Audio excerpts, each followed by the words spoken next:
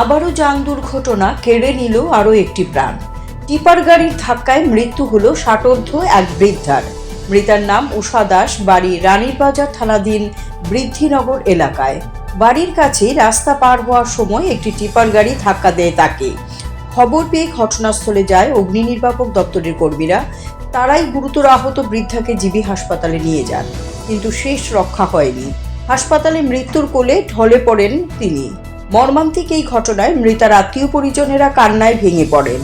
বার্ধক্য ভাতা আটকে রয়েছে, এর জন্য প্রয়োজনীয় কাগজপত্র প্রস্তুত করতে বাড়ি থেকে বের হয়েছিলেন তিনি। ফিরে আসার পথে এই মর্মান্তিক দুর্ঘটনা ঘটে।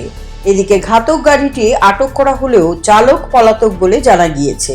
রানীর বাজার থানার পুলিশ ঘটনার তদন্ত শুরু করেছে।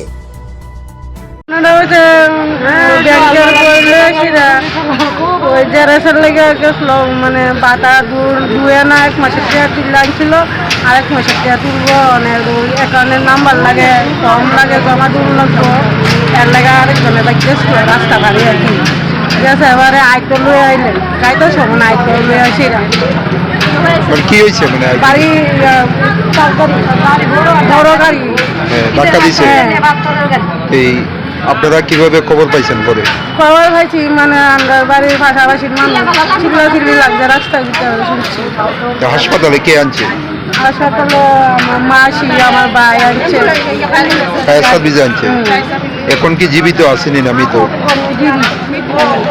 নাই নাই গেছে গা। আচ্ছা, নামটা কি না? নাম কি? উষা দাস। বয়স কত? বাড়ি কোন জায়গায়? গাড়িটা আটক করা হয়েছে নি? গাড়িটা আটক রয়েছে, মানে ড্রাইভার গেছে গা।